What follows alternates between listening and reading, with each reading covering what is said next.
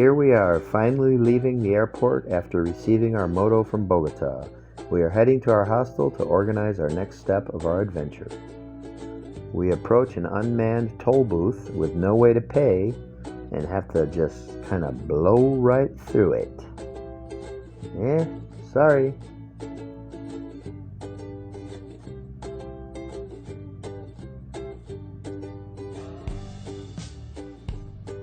Hit the gas and go, I guess. They don't have our plate numbers in the official system.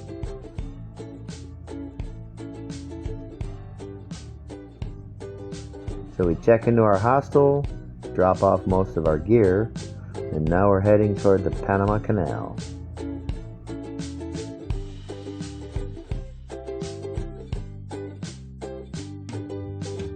Passing through Panama City, you can see how modern it actually is.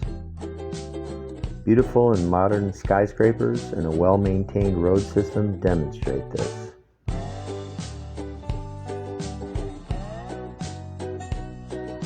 We arrive at the Pacific Ocean side of the Panama Canal, known as the Miraflores Locks Station and Museum. Go up to the ticket counter, pay $10 per ticket, and head up first through the museum.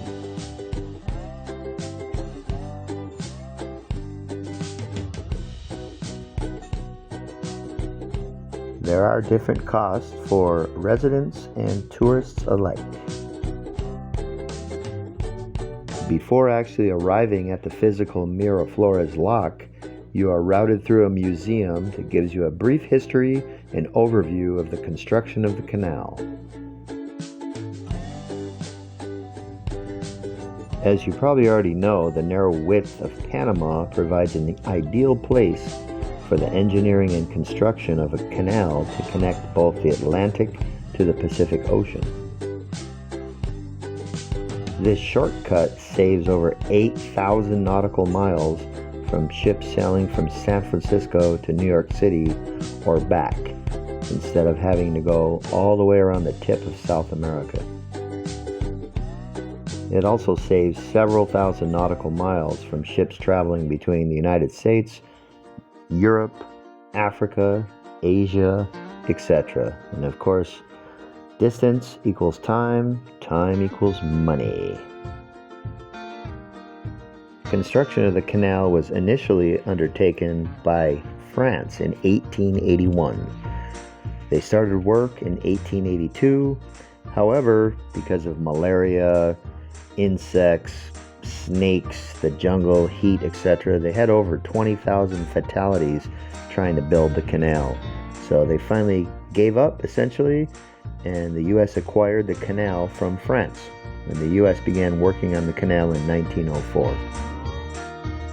The U.S. completed the canal in 1914 and controlled and protected it until 1999, when it was turned over to the government of Panama. In 2016, a larger and wider canal parallel was completed, allowing the passage of supertankers. This allowed larger ships to pass at a cost of up to $450,000 per ship. Here we are at the Miraflores Locks. We were fortunate to see a ship passing through. About 25 ships pass through this canal per day, and the larger expanded one approximately 8 per day. So pretty good deal. So by the time the ship gets here, it has left the Atlantic Ocean, traveled about 40 miles, and is now passing through the very last lock before it gets to the Pacific Ocean. So as you probably know, the reason for locks, or canal essentially, is to allow ships to pass through a location that has different water levels. So, for example, the Atlantic Ocean is actually a different level than the Pacific Ocean due to tides and things like that. Also, Panama has mountains, so the terrain isn't totally flat. So they cut out a canal, they made a couple false lakes or reservoirs to pass through the country, but they still have to raise the ship up and lower the ship down like several dozens of feet to get it to actually pass through the land. So that's why these canals are here, right? We have canals through the Great Lakes in the United States, right? Imagine from, let's see, Lake Erie to Lake Ontario. In between is the Niagara Falls, right? How are you going to get a ship up the Niagara Falls or down the Niagara Falls? You have a set of locks that can equalize or change that level along the way. So here's the ship passing through. You can see there's like almost no room on either side. So ships for decades and decades and decades have been built to a width and a depth, not to maximize the size of this Panama Canal, if the plan of the owners or the company was to go through the Panama Canal. So it's a great savings of time and money, but it also restricts the size of the ships that can go through.